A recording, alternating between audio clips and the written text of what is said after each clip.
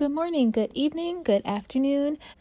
Welcome to day 39 of our Lent Challenge, a video a day. We will continue the Passion series.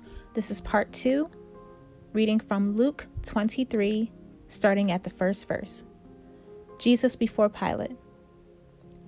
Then the whole company of them arose and brought him before Pilate. And they began to accuse him, saying, "We found this man misleading our nation and forbidding us to give tribute to Caesar, and saying that he himself is Christ, a king." And Pilate asked him, "Are you the king of the Jews?" And he answered him, "You have said so." Then Pilate said to the chief priests and the crowds, "I find no guilt in this man."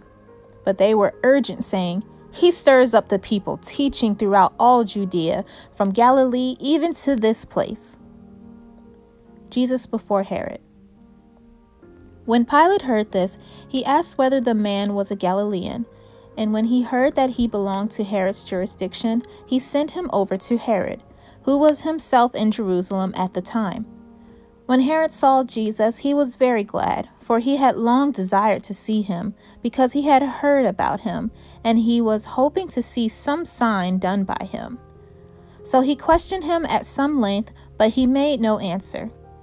The chief priests and the scribes stood by, vehemently accusing him. And Herod, with his soldiers, treated him with contempt and mocked him. Then, arraying him in splendid clothing, he sent him back to Pilate. And Herod and Pilate became friends with each other that very day, for before this they had been at enmity with each other. Pilate then called together the chief priests and the rulers and the people, and said to them, "You brought me this man as one who was misleading the people. And after examining him before you, behold, I did not find this man guilty of any of your charges against him. Neither did Herod, for he sent him back to us. Look, nothing deserving death has been done by him. I will therefore punish and release him." Pilate delivers Jesus to be crucified. But they all cried out together, "Away with this man, and release us to Barabbas," a man who had been thrown into prison for an insurrection started in the city and for murder. Pilate addressed them once more, desiring to release Jesus, but they kept shouting, "Crucify, crucify him."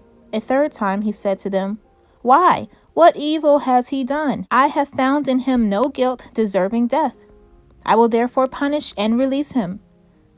But they were urgent, demanding with loud cries that he should be crucified, and their voices prevailed.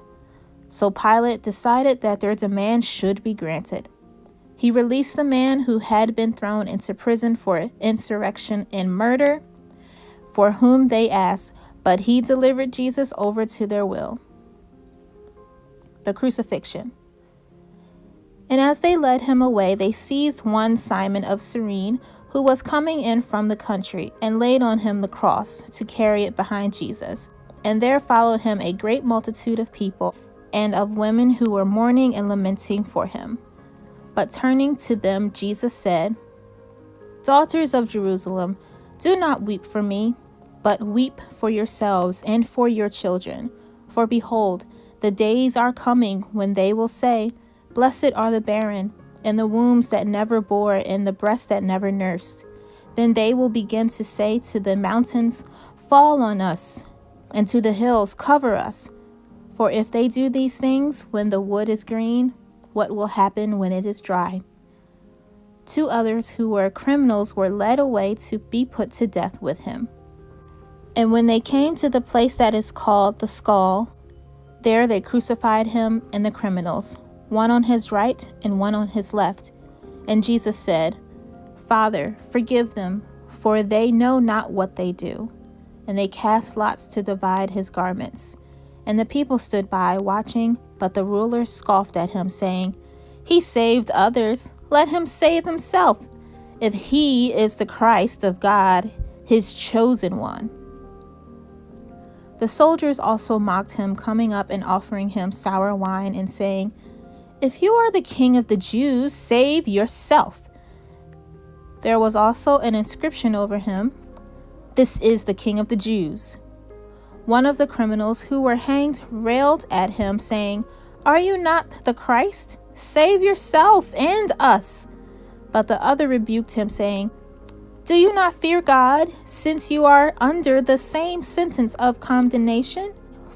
And we indeed justly, for we are receiving the due reward of our deeds. But this man has done nothing wrong." And he said, "Jesus, remember me when you come into your kingdom." And he said to him, "Truly I say to you, today you will be with me in paradise." The death of Jesus. It was now about the 6th hour, and there was darkness over the whole land until the 9th hour, while the sun's light failed, and the curtain of the temple was torn in two. Then Jesus, calling out with a loud voice, said, "Father, into your hands I commit my spirit." And having said this, he breathed his last. Now when the centurion saw what had taken place, he praised God, saying, "Certainly this man was innocent." And all the crowds that had assembled for this spectacle, when they saw what had taken place, returned home beating their breasts. And all his acquaintances and the women who had followed him from Galilee stood at a distance, watching these things. Jesus is buried. Now there was a man named Joseph from the Jewish town of Arimathea. He was a member of the council, a good and righteous man, who had not consented to their decision and action, and he was looking for the kingdom of God. This man went to Pilate and asked for the body of Jesus. Then he took it down and wrapped it in a linen shroud and laid him in a tomb cut in stone, where no one had ever yet been laid.